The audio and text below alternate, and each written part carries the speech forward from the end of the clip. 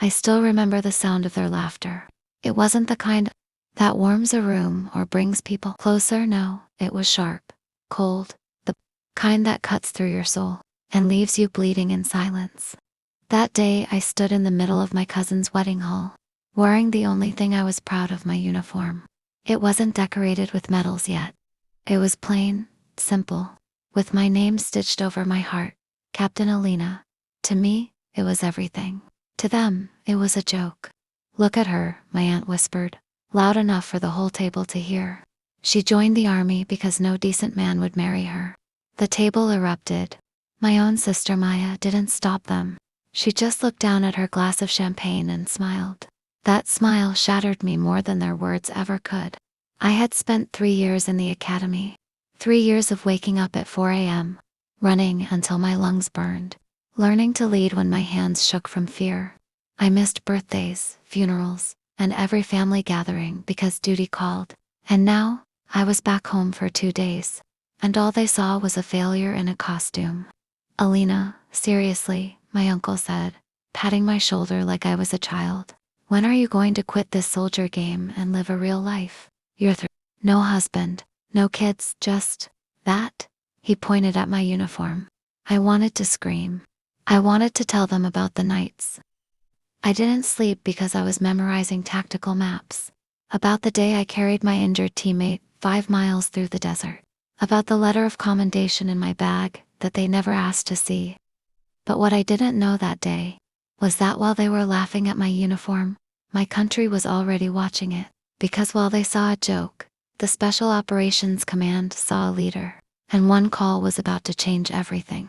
The laughter didn't stop after the wedding. It followed me. Back in my hometown, I became the story people told at dinner tables. The girl who chose guns over a family. My phone stayed silent. No one asked how training was. No one asked if I was safe when I was deployed near the border last winter. But the group chat was alive with pictures of Maya's new house. Her promotion. Her perfect life. 6 months later, I came home again. This time, it was for my father's surgery. I was the only one who took leave. Maya said she was too busy with her firm. My aunts said they would pray from home, so it was just me, in my uniform, sleeping on a hospital chair, signing papers, holding his hand. That night, I overheard Maya on the phone outside his room. She's just doing this for attention, she told someone. Dad always liked her more because she played the martyr. The army thing, it's embarrassing. She quit once she realizes no one respects her. Something inside me broke, not because she didn't believe in me, I was used to that, but because she said it while our father lay unconscious. And I was the only one there. I walked away before she saw my tears. I didn't sleep that night. I sat in the hospital corridor, staring at the flag patch on my sleeve. Was she right? Was I fighting a war no one cared about, for a family that would never see me? The next morning, my phone rang. Unknown number. I almost ignored it. Captain Alina. The voice was firm, official. This is the National Security Office. We have a situation. The president needs to speak with you.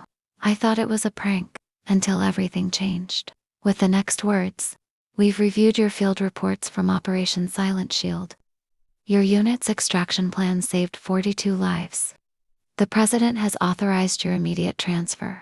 Commander, pack your bags. You take charge at 0600. My hands shook, not from fear, from the weight of realization. While my family mocked the uniform, it was the same uniform that made the highest office in the country trust me with lives. I didn't tell them, not yet. I just kissed my father's forehead, whispered I'll be back, and walked out of that hospital with my head high for the first time in years. The betrayal had been believing their words over my own worth, and that ended today. 3 weeks later, the country knew my name. A hostage crisis at the northern grid, something they said couldn't be solved without casualties. I led the team. We went in silent, came out with every civilian alive. No cameras were allowed, but the president's address that evening said enough. Today, Commander Alina and her unit reminded us what courage looks like. Not in words, but in action. Commander, we are proud. Take charge. My family saw it on TV. The same wedding hall where they laughed was now silent. eyes glued to the screen as my face, my uniform, filled it. Maya called me that night. First time in a year. Alina, I saw the news. I didn't know. I didn't say I told you so. I didn't need to. The woman who once begged for their approval was gone. In her place stood someone who had finally approved of herself.